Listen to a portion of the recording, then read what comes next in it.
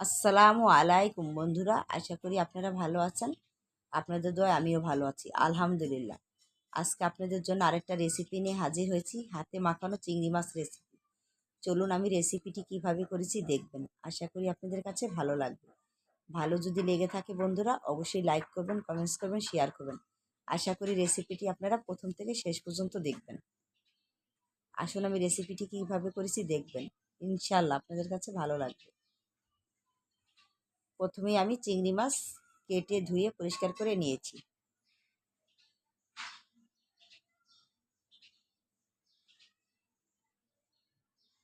পেঁয়াজ বাটা পরিমাণ মতন দিয়ে দিব।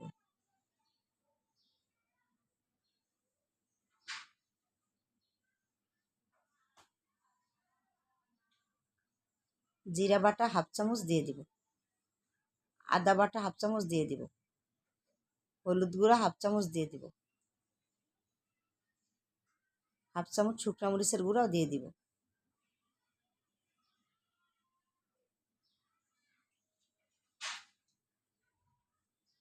হাফ চামচ ধনিয়ার গুঁড়া দিয়ে দিব।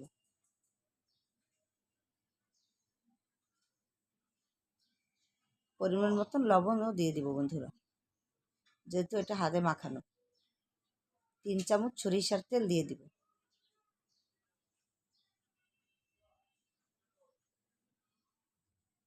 2 চামচ সয়া সস দিয়ে দিব। 2 চামচ টমেটো সস দিয়ে দিব।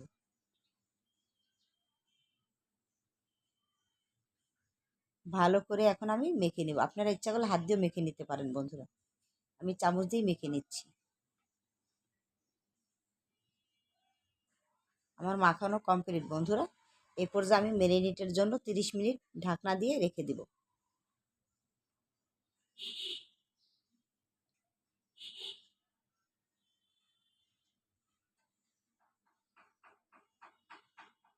মাখানো চিংড়ি মাছ চুলায় বসিয়ে দিব। বিসমিল্লাহির রহমানির রহিম। অল্প করে পানি দিয়ে দিব, যেহেতু চিংড়ি মাছ হতে সময় লাগে না। ফ্লেভারের জন্য 3টা কাঁচামরিচও দিয়ে দিব। রান্নার জন্য ঢেকে দিব। ওই পর্যায়ে দেখুন বলক চলে এসেছে বন্ধুরা। এভাবে আমরা ঘুরিয়ে ঘুরিয়ে নেড়ে দিব। এই পর্যায়ে আমরা 5 মিনিটের জন্য ঢেকে দিব।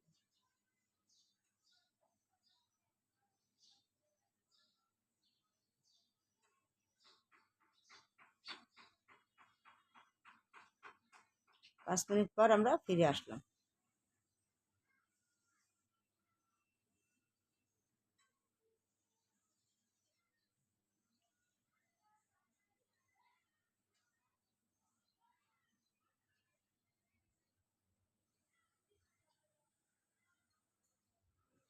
আমাদের রান্নাটা কমপ্লিট, হাতে মাখানো চিংড়ি মাছ। আপনাদের কাছে রেসিপিটা যদি ভালো লেগে থাকে অবশ্যই লাইক করবেন, কমেন্টস করবেন। আশা করি সবাই ভালো থাকবেন। Thank you for watching. আজকের মতন আমি এখানেই বিদায় নিচ্ছি। আল্লাহ হাফেজ।